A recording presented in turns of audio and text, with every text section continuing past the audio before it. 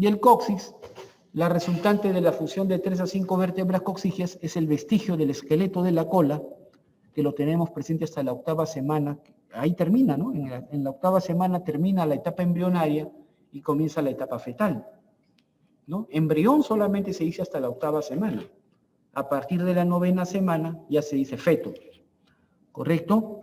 Y el embrión humano es bastante semejante al embrión de cualquier otro primate o cualquier otra especie de la familia mamalia, ¿no? Porque somos mamíferos. Todos tenemos cola en esa etapa, ¿correcto? Pero en nuestra especie esta cola va a involucionar, va a regresionar, va a degenerar y va a convertirse en el coxis nada más. ¿Ok? Muy bien. Las astas coxígeas, que acá las vemos, apófisis articulares rudimentarias, y en la vejez se une al sacro. Nada más. Muy bien. Hablemos de articulaciones de las vértebras. Muy sencillo. Primero, articulaciones entre el occipital y el atlas. Son dos, una derecha y una izquierda, entre los cóndilos del occipital con las apófisis articulares superiores del atlas. Son sinoviales diartrósicas de subtipo bicondilia. Bicondilia. Hacen movimientos de flexión y extensión.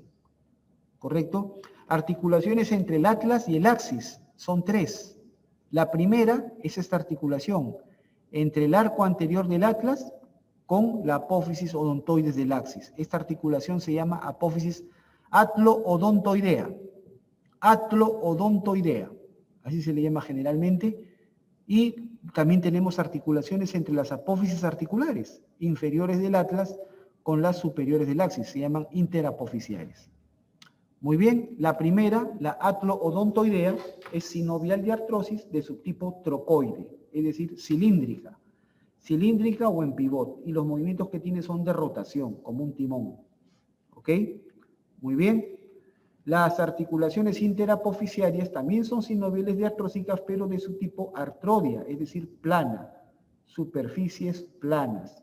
Solamente tienen movimientos de deslizamiento. Muy bien. Y acá hay unas articulaciones que son exclusivas de las vértebras cervicales. No hay a otro nivel, solamente de las cervicales. Las denominadas articulaciones uncovertebrales o articulaciones de Luschka, que se encuentran entre las vértebras C2 hasta C7. ¿Se acuerdan de las apófisis semilunares o unciformes, que eran exclusivas de las cervicales, estaban en el borde superior del cuerpo? Bien, esto sirve para articularse con el borde inferior del cuerpo de la vértebra que está arriba, de la vértebra suprayacente.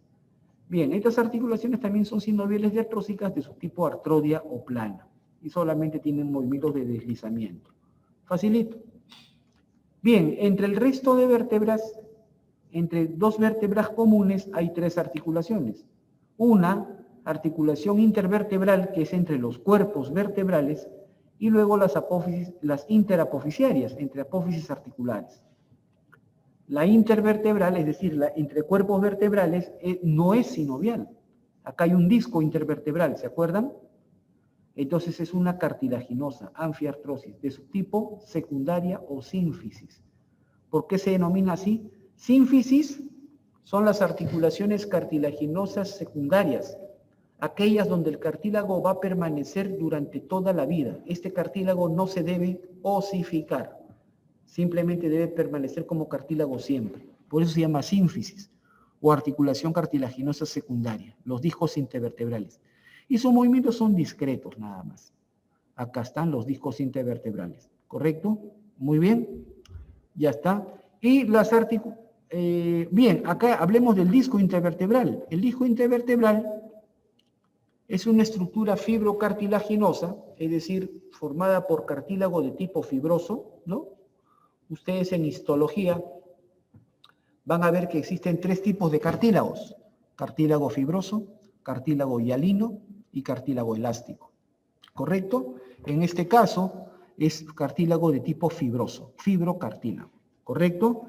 Que está formado por una serie de láminas concéntricas, pero en el centro tiene una estructura gelatinosa, acuosa, que es el famoso núcleo pulposo. Ahí está, son los discos intervertebrales. Y acá lo vemos mejor. Forma dos partes. El anillo fibroso, perdón, que vi que estaba señalado. El anillo fibroso que está formado por múltiples láminas concéntricas ¿cómo se llama? De tejido de cartílago fibroso, ¿correcto? Con colágeno tipo 1 y 2, ¿correcto? Y en el centro tiene una estructura gelatinosa formada principalmente por agua, casi en un 90%, y eso se llama el núcleo pulposo. Y el resto mucopolisacáridos, ¿no? Que en histología también les van a explicar. Los mucopolisacáridos principalmente son los GAGs, glucosaminoglucanos, condroitinsulfato, heparansulfato, etc. ¿Correcto? Sustancias orgánicas, por supuesto. Muy bien. Entonces, elemental. Muy bien. Y acá está. Por eso que en algunos pacientes, por ejemplo, los que tienen malos hábitos para cargar o para levantar pesos. Las personas que levantan pesos, ¿correcto? No deben hacerlo de esta manera. Cuando ustedes levanten un peso, algo pesado, se recomienda siempre doblen las rodillas, sujeten el elemento pesado y de ahí extiendan las rodillas. No hagan esto. No se agachen la columna vertebral en 90 grados para poder levantar el objeto, porque esto genera demasiada tensión, demasiada contracción de los músculos del dorso, lo cual hace que se comprima con mucha fuerza a los discos intervertebrales y a la larga, se rompa el anillo fibroso en la parte posterior y se salga el núcleo pulposo. Y al salirse el núcleo pulposo, esto se llama hernia de núcleo pulposo, HNP, así se llama, HNP, hernia de núcleo pulposo, o también dicen hernia discal, hernia del disco intervertebral, lo cual comprime una raíz nerviosa y es literalmente bastante dolorosa, bastante incapacitante, ¿correcto? Y puede llegar incluso hasta necesidad de hacer una neurocirugía para corregir esto. ¿Ok? Muy bien. Ahí está. Perfecto. Ya está. Y las articulaciones entre apófisis articulares, que son sinoviales diartrósicas de su tipo artrodia o plana. Y tienen movimiento de deslizamiento. Nada más, sumamente fácil. Bien, hablando de la columna vertebral en conjunto, esta constituye pues el eje del componente axial del cuerpo, como ya lo dije, mide el 50% de la talla corporal en el recién nacido, ¿no? Ustedes deben saber cositas básicas por ahora, ¿no? ¿Cuánto en promedio debe pesar un recién nacido? A ver, los leo. Habitualmente, cuánto debe pesar un recién nacido? A ver, los leo. Va muy bien, de 2.500 a 3.500, muy bien. Claro, alrededor de 3 kilos, ¿no? Menos de 2.500 es bajo peso, pues, ¿no? Más de 3.500 o más de 4 kilos, pues ya es más de peso elevado, ¿verdad? Muy bien. ¿Y cuánto debe medir? ¿Cuánto debe ser la talla de un recién nacido?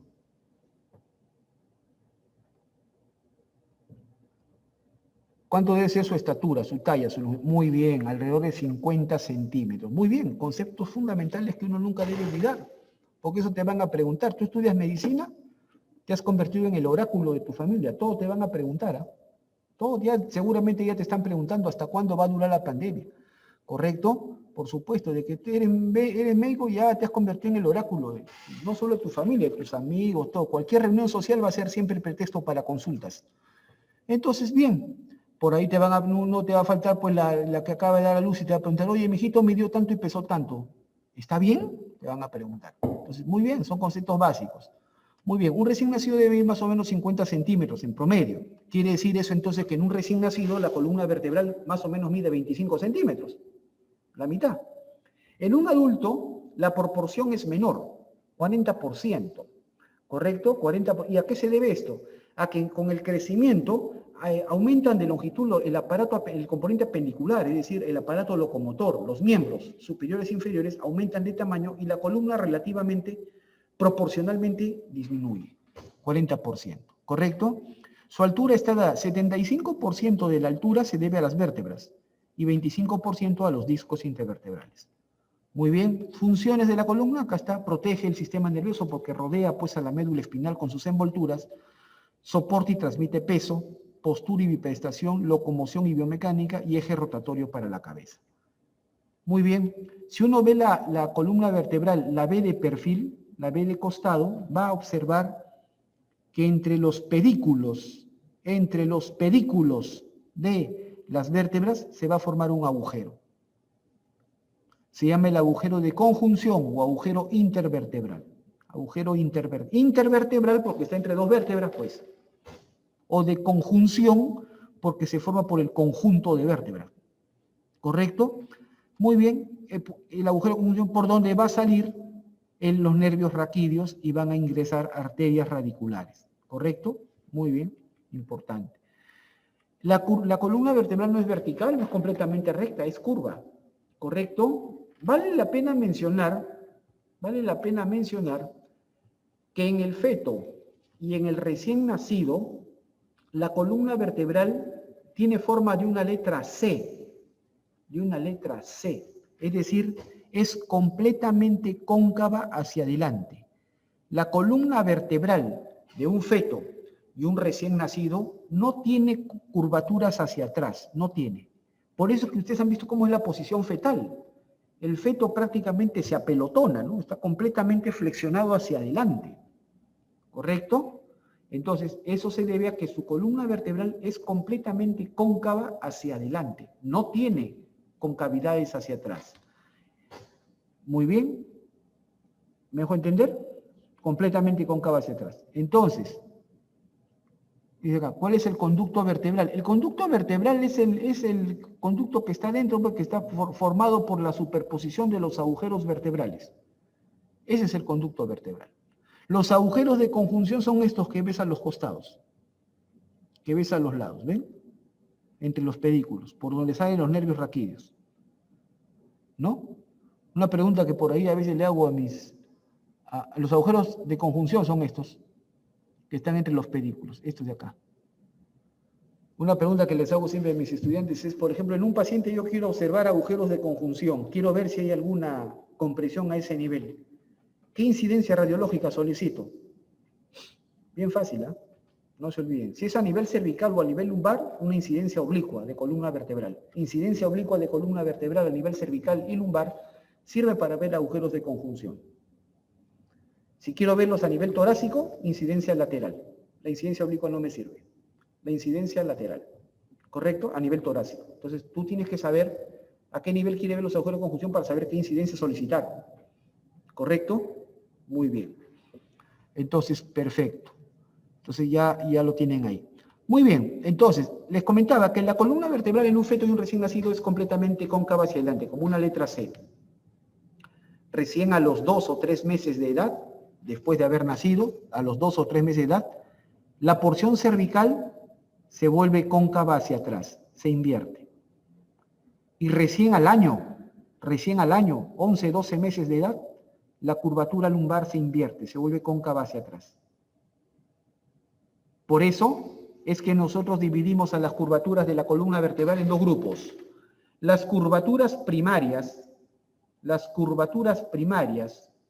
o llamadas cifosis, las curvaturas primarias son aquellas que ya están formadas desde la etapa fetal, y son la curvatura torácica y la sacrocoxigia. Estas ya están formadas desde la etapa fetal. ¿Correcto? Torácica, cifosis, cóncavas hacia adelante. En cambio, las curvaturas secundarias o lordosis son aquellas que se forman después del nacimiento. ¿Correcto? Y son la cervical, que se forma a los 2 o 3 meses, y la lumbar, que se forma a los 11, 12 meses. ¿Correcto? Muy bien. Y también, claro, uno cuando ve la columna vertebral de perfil, ve las curvas. Pero cuando ustedes ven la columna de adelante, o la ven de atrás, todos los libros la dibujan así, derechita la columna. Entonces yo pregunto, ¿quién tiene la columna así derechita? Les apuesto que en este momento están sentados totalmente doblados, ¿no? Están inclinados hacia el lado. Les apuesto que sus dos hombros no están a la misma altura. Ni siquiera uno está más anterior al otro. ¿Correcto? Cuando uno se sienta, basta ver en los transportes públicos cómo se sienta la gente, ¿no? Todo chueco. Entonces, ¿ustedes creen que la columna vertebral es así completamente vertical cuando uno la ve de adelante? Falso, pues, falso. Existe una curvatura hacia los lados y eso se llama escoliosis, pero es funcional, es decir, es postural. No exageren muchos con esas posturas porque la columna se va a terminar desviando. ¿Ok? Muy bien, perfecto. Bueno, acá les he puesto una pinceladita nada más de biomecánica, donde ya en los libros han demostrado, ¿no?, que la resistencia de la columna depende del número de curvaturas al cuadrado más 1.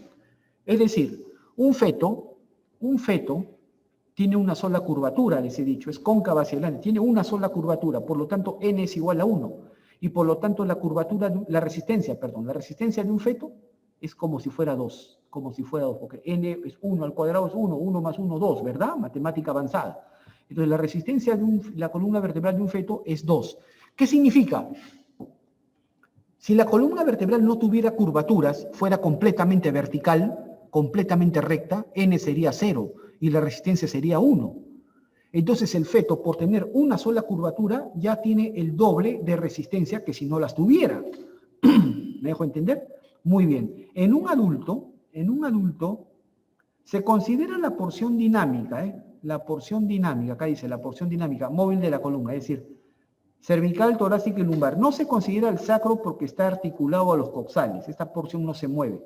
Entonces, aquí la columna tiene 3 curvaturas dinámicas. La cervical, la torácica y la lumbar. La sacrocoxígea es estática. Entonces, tiene 3 curvaturas dinámicas, por lo tanto, n es 3. 3 al cuadrado, 9, más 1, 10. La resistencia es 10. ¿Qué significa?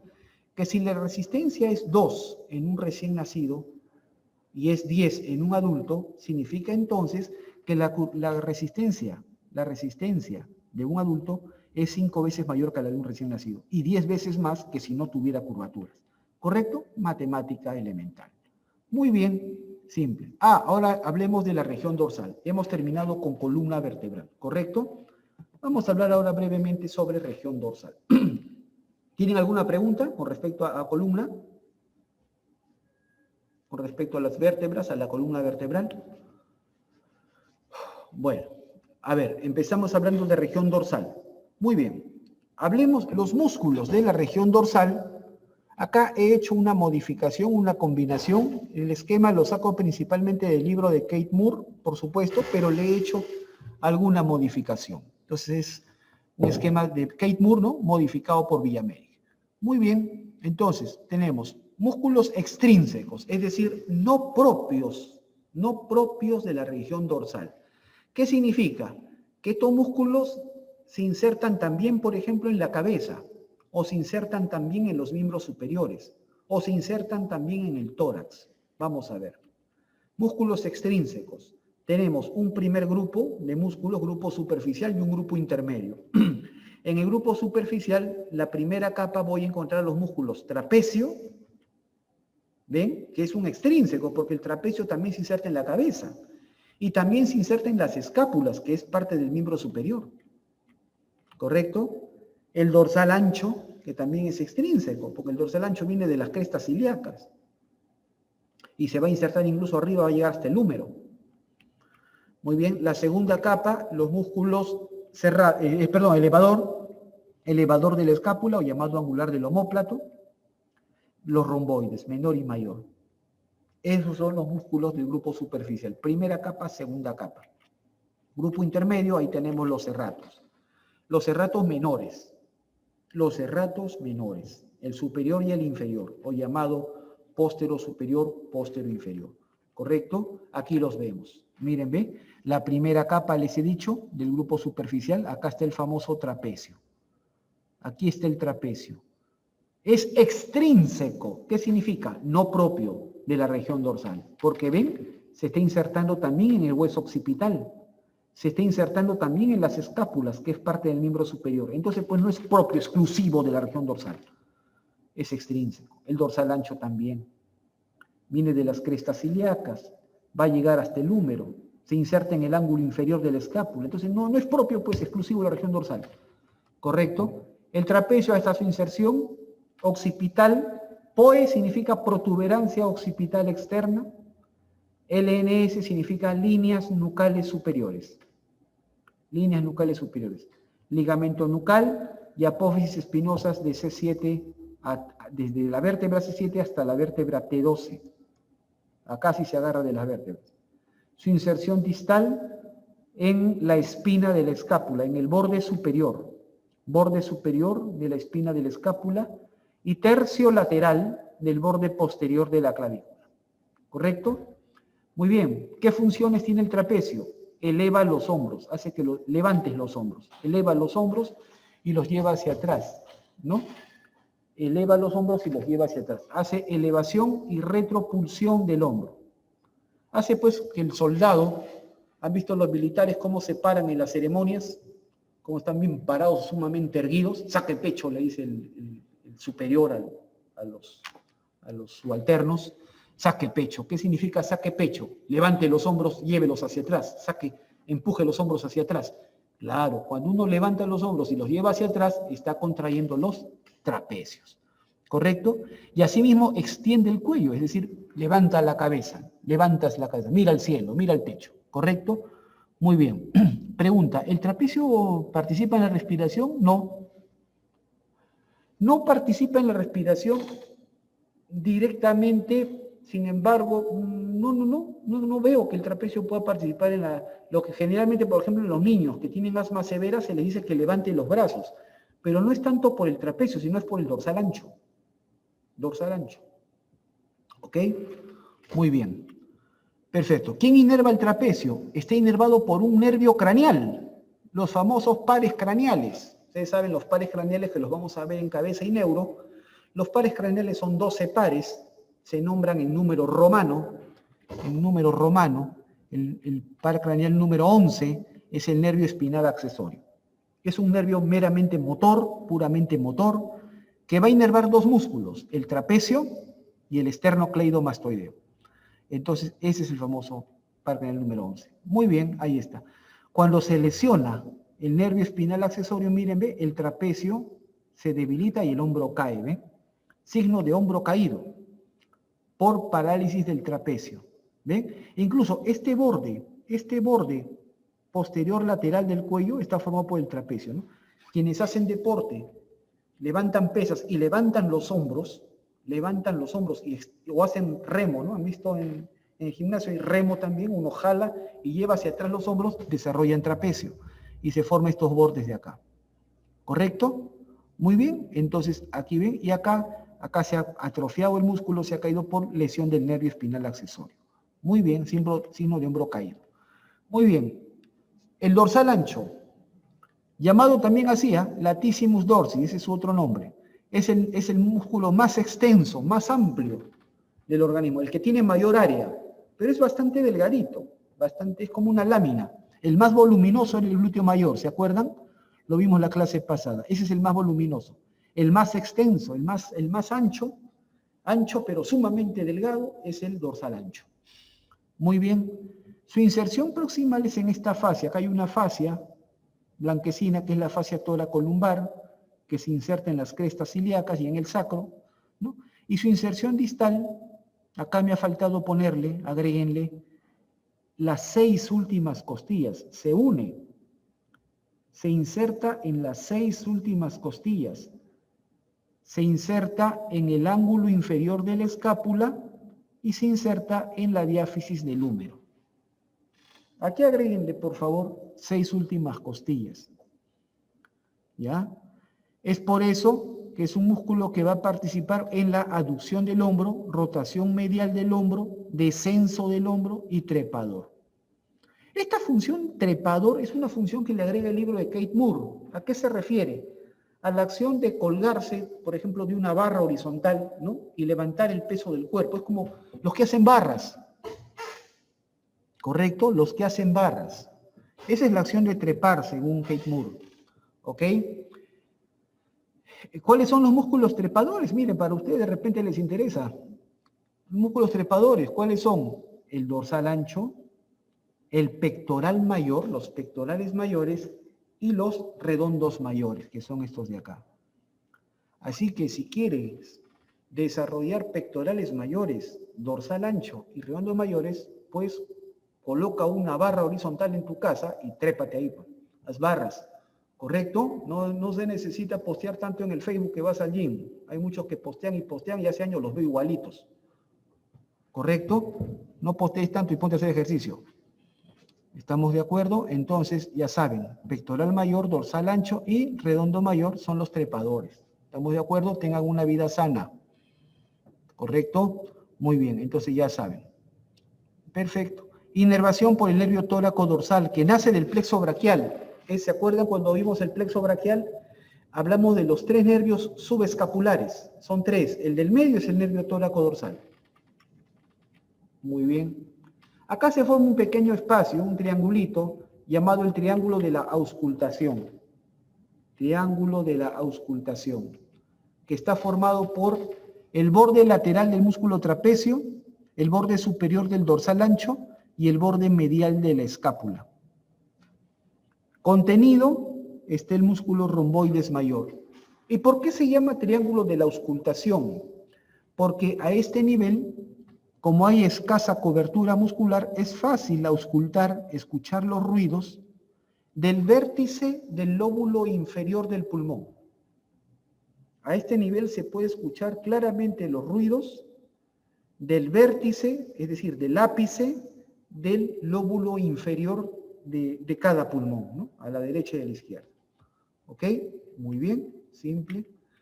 Bien, abajo hay otro triangulito, el triángulo supracrestal o triángulo de Petit, Jean-Louis Petit, así es su nombre, ¿correcto? El triángulo de Petit, ¿ok? Supracrestal, ¿por qué? Porque está sobre la cresta ilíaca, pues. Lumbar, por obvias razones, pues tengas una lumbar, ¿no? Muy bien, sus límites, borde lateral del dorsal ancho, el borde posterior del músculo oblicuo externo del abdomen y abajo la cresta ilíaca. Contenido, el oblicuo interno del abdomen. Este triángulo es un punto débil a este nivel porque por acá puede ocurrir una hernia, puede salir grasa del contenido abdominal, grasa retroperitoneal puede salir por acá. Muy bien, perfecto. Bien, ya hemos visto los músculos extrínsecos. Ahora hablemos de los músculos intrínsecos, propios de la región dorsal, los que son propios, exclusivos de la región dorsal.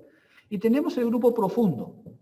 Acá tenemos una primera capa formada por los músculos esplenios. Esplenio de la cabeza, esplenio del cuello. Ahí acompaño su nombre en latín, ¿no? Splenium capiti, splenium colli o splenium cervici, que es el esplenio del cuello.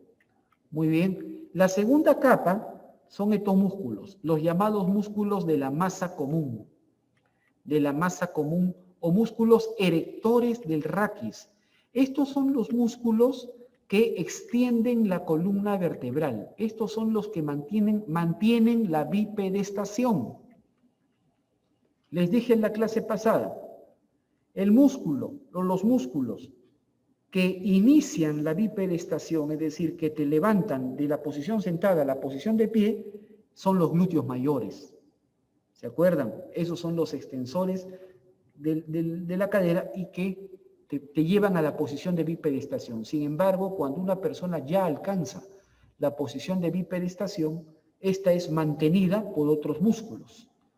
Entre ellos están los músculos del cuádriceps en la cara anterior del muslo, los músculos de la corva, que son los de la parte posterior del muslo, y estos músculos, los músculos de la masa común o extensores del raquis. Estos son los que extienden la columna y evitan que el cuerpo caiga hacia adelante. Estos son epiespinoso, dorsal largo y iliocosto cervical.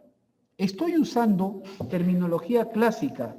¿Por qué? Porque en este caso me parece que la terminología clásica es mejor descriptiva que la actual. Les comento, si ustedes ven los libros actuales, ¿correcto? Los libros actuales de nomenclatura actual, a este músculo simplemente le llaman espinoso.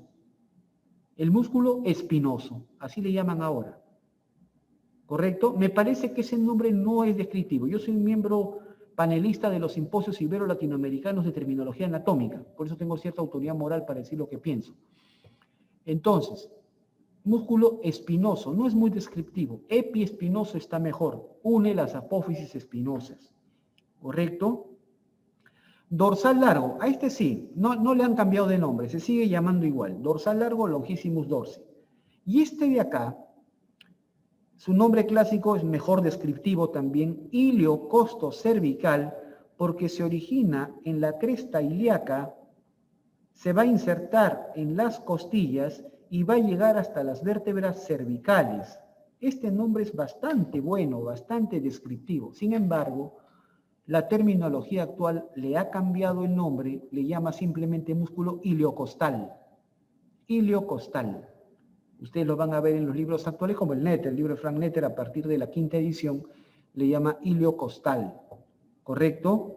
Sin embargo, prefiero seguir mencionando iliocosto cervical porque no hay que olvidar que este músculo sí llega, y lo hemos visto miles de veces en las disecciones, hasta las vértebras cervicales. No se queda en las costillas. ¿Correcto? Muy bien. Y estas son sus porciones. Sus porciones. El epispinoso tiene una porción torácica y cervical, el dorsal largo tiene una porción torácica, cervical, que le llaman el músculo cervical transverso. El músculo cervical transverso es la porción cervical del dorsal largo. El músculo complexo menor es la porción craneal o cefálica, también le dicen, del dorsal largo. El iliocostal o iliocosto cervical, como prefiero llamarle mejor, tiene 3 porciones, lumbar, torácica y tiene porción cervical, sin duda alguna. Que alguien venga y me trate de demostrar lo contrario. ¿Ok? Muy bien. Luego tenemos la tercera capa, más profunda aún, donde están los músculos multífidos. Multífidos, lumbares y torácicos. Pero los lumbares son los más grandes, los predominantes. ¿Correcto? El semiespinoso. El semiespinoso, ¿correcto? Que tiene 2 porciones, el semiespinoso torácico y la porción craneal cefálica, que algunos autores llaman semiespinoso de la cabeza. De la cabeza. Y este es el llamado complexo mayor. Complexo mayor. ¿Correcto? Muy bien. Y la cuarta capa, la más profunda de todas, tenemos a los músculos que están entre 2 apófisis espinosas. Por eso se llaman interespinosos. Los rotadores, que son diagonales, hacen girar la columna vertebral, hay rotadores cortos y largos, y los intertransversos, que están entre apófisis transversas. Facilito. ¿Ven? Acá está. Aquí está la famosa masa común. Los erectores de la columna vertebral, los que mantienen la posición erguida. Aquí están. Estos 3 son. El epiespinoso es este de acá, el que está pegadito a los lados de las apófisis espinosas. La nomenclatura actual le ha puesto espinoso. Simplemente le llaman así. Esto está para debatir en los simposios internacionales, ¿correcto? Espinoso. Así le llaman los libros actuales. Pero prefiero usar el nombre clásico. Epiespinoso. Está de apófisis espinosa a apófisis espinosa. En la cara lateral. Dorsal largo es este. Dorsal largo. ¿Correcto? Que tiene su porción torácica, su porción cervical, ¿ven? Y su porción craneal, que es esta. Esta se llama el complexo menor. ¿Correcto? Muy bien. Y este es el iliocosto cervical, que los libros actuales ahora le ponen simplemente iliocostal. Insisto en seguir manteniendo este nombre, iliocosto cervical. Viene desde la cresta ilíaca, iliocosto, llega a las costillas y de las costillas llega a la porción cervical, a las vértebras cervicales. Iliocosto cervical. ¿Correcto? Muy bien. Esos son los 3 músculos erectores, los que mantienen la postura de bipedestación antigravitatoria. Muy bien. A este nivel hay un cuadrilátero, es este de acá, el cuadrilátero lumbar o cuadrilátero de Greenfeld. De Greenfeld. Sus límites son 4, pues obviamente es un cuadrilátero.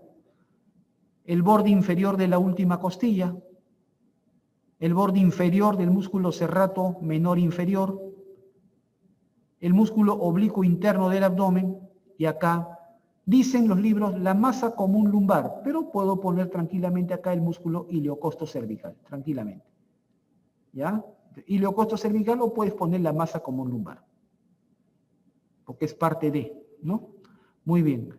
El contenido es el tendón del transverso del abdomen. Este cuadrilátero es importante porque también es un punto débil, igual que el triángulo de Petit, y por ahí puede salir una hernia. ¿Ven? Acá está. La hernia de Petit y la hernia de Greenfeld, que salen respectivamente por el triángulo de Petit y por el cuadrilátero de Greenfeld. Muy bien. Ya en la parte más profunda, acá tenemos a los músculos multífidos, ¿ven? Los multífidos lumbares y torácicos, los más desarrollados sin duda son los lumbares, que se llegan a insertar, ¿se acuerdan ustedes? Los tubérculos mamilares que veíamos en las vértebras lumbares, ahí se insertan los multífidos. El semiespinoso es este de acá. Este es el semiespinoso. El semiespinoso, que tiene una porción torácica y una porción cefálica o craneal, ¿no? Que también le decimos el semiespinoso de la cabeza, o llamado también complejo mayor. Miren este músculo, y se los voy mostrando de una vez. Miren este músculo, complejo mayor. Es el semiespinoso de la cabeza. Observen, y una vez les voy contando esto. Hay músculos, ustedes cuando imaginan un músculo, ¿cómo lo imaginan? A ver, cuando ustedes imaginan un músculo, imaginan pues una estructura carnosa, ¿no? Carnosa, una estructura de carne, músculo, ¿no? Y sus tendones en los extremos, ¿no? En los dos extremos están los tendones, ¿verdad? Ese tipo de músculos es el más común que hay, es decir, donde hay una porción carnosa central y los tendones están en los extremos. A la porción carnosa se le llama gastrio, con G, gastrio muscular, gastrio o vientre, con G, gastrio muscular o vientre muscular, ¿correcto? Y en los extremos están los tendones. Sin embargo, hay músculos diferentes. Hay músculos como este, por ejemplo, que tiene dos vientres, ¿ven? Tiene dos vientres, dos gastrios, y el tendón está en el centro. El tendón está en el medio. A este tipo de músculos les llamamos músculos, los clasificamos como músculos digástricos. Músculos digástricos, ¿correcto? Entonces, el semiespinoso de la cabeza, o semiespinoso craneal, o complejo mayor, es el que también le llamamos el digástrico de la nuca. El músculo digástrico de la nuca. ¿Por qué se le llama así?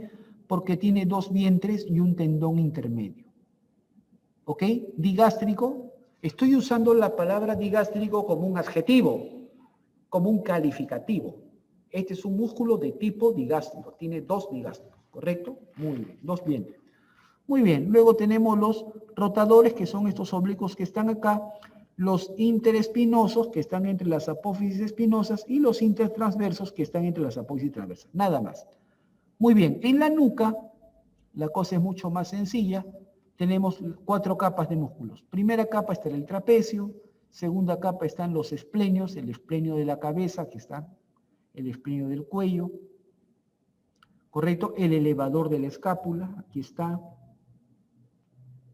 En la tercera capa están los complejos, acá está el complejo mayor, ¿ven? Que les decía, el digástrico de la nuca, complejo mayor, y más lateral está el complejo menor, ¿correcto? Y en la cuarta capa, acá se forma un triángulo.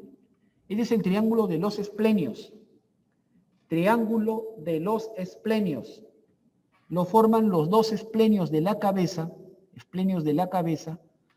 con las líneas nucales superiores que están en el occipital. En el hueso occipital acá hay dos líneas, las líneas nucales superiores, derecha e izquierda.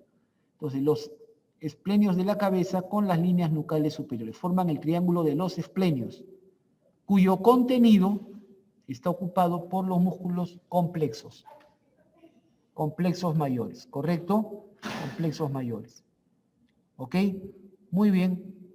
Ya está. O digástricos de la nuca. Facilito. Bien, en la parte más profunda, aquí está, ¿ven? La cuarta capa está en la zona más profunda. La cuarta capa, ahí vamos a ver a cada lado 4 músculos. 4 músculos. Que es el músculo, miren acá, este que está pegadito acá, recto posterior menor de la cabeza. ¿No? Así le he puesto, ¿no? Sí, recto posterior menor de la cabeza. Luego este de acá, recto posterior mayor de la cabeza. Luego este de acá, oblicuo mayor o también llamado oblicuo inferior, ¿no? Oblicuo inferior, y este de acá, oblicuo menor u oblicuo superior. ¿No? Acá están nombrados, ¿no? Cuarta capa. Muy bien. ¿Ya? Muy bien. Estos músculos, 3 de ellos forman un triángulo. Este famoso triangulito, que lo ven acá. El triángulo suboccipital, porque está debajo del hueso occipital, obviamente, ¿correcto? Debajo del hueso occipital, o triángulo de Tilaux. Triángulo de Tilaux, ¿ok? Cuyos límites están dados. Miren ustedes acá, por dentro está el recto posterior mayor, el mayor de la cabeza. Por fuera está el oblicuo menor, o oblicuo superior. Y por abajo está el oblicuo mayor, o oblicuo inferior. Esos son los que forman. No participa el recto posterior menor de la cabeza. Este no participa. Este es el triángulo suboccipital, cuyo contenido, ¿qué vamos a ver adentro? Vamos a ver el arco posterior del atlas. Acá se ve el atlas, la primera vértebra cervical, el arco posterior. La membrana que une el atlas con el occipital se llama membrana occipito-atloidea posterior. Vamos a ver la arteria vertebral, este de color rojo es la arteria vertebral. Y vamos a ver que por el triángulo sale este nervio. ¿Ven este nervio? Este es el nervio suboccipital que viene a ser la rama posterior de la raíz C1. Rama posterior de la raíz C1, nervio suboccipital. Como característica importante que se debe mencionar es que hay otro nervio importante acá en la nuca. Digamos, podríamos decirlo así, el nervio más importante de la nuca. Me atrevo a lanzarlo de esa manera. El nervio más importante de la nuca es este de acá, llamado nervio occipital mayor. Nervio occipital mayor, o es tan importante que tiene un nombre propio, nervio de Arnold. Nervio de Arnold. Este nervio es la raíz posterior, la rama posterior de la raíz C2. Rama posterior de la raíz C2, ¿correcto? Es el nervio occipital mayor o nervio de Arnold. Este nervio no sale por el triángulo de Tilaux. Es un error frecuente que cometen muchos de los que se atreven a enseñar anatomía. No sale. El nervio occipital mayor sale por debajo del músculo oblicuo inferior o oblicuo mayor. Por debajo de él sale. El nervio que sale por el triángulo de Tilaux o triángulo suboccipital es el nervio suboccipital, que es la rama posterior de C1. Espero que haya quedado claro. ¿Ok? Muy bien, simple. ¿Y por qué? Viene la pregunta, ¿no? ¿Y por qué es tan importante este nervio de Arnold? Viene la pregunta, ¿no? Este nervio de Arnold es un nervio mixto, es decir, tiene función motora y tiene función sensitiva. Va a inervar a los músculos de la nuca, sin duda alguna. Característicamente este nervio perfora, atraviesa al músculo complexo mayor, al complexo mayor. ¿Se acuerdan que lo vimos? El digástrico de la nuca, o llamado semiespinoso de la cabeza, o complexo mayor, es atravesado por el nervio de Arnold. Este nervio de Arnold inerva los músculos de la nuca, pero luego sale para recoger la sensibilidad, miren acá, ¿ve? Recoge la sensibilidad del dorso de la cabeza, Eso lo vamos a ver en el capítulo de cabeza. Si ustedes trazan una línea que va de una oreja a otra, así, una línea horizontal que va de una oreja a otra, eso es la línea vía auricular, o lo que la gente llama la coronilla, ¿no? La coronilla, ¿no? Cuando algunas chicas se ponen acá, pues una vincha para sujetarse el cabello, ¿no? La coronilla es una línea vía auricular. Toda la zona que está por detrás de esa coronilla es inervada sensitivamente por el nervio de Arnold. Por eso que cuando hay contracturas de los músculos de la nuca, duele hasta la zona posterior de la región cabelluda, es decir, hasta la parte posterior de la cabeza, porque comprimen a este nervio. Muy bien.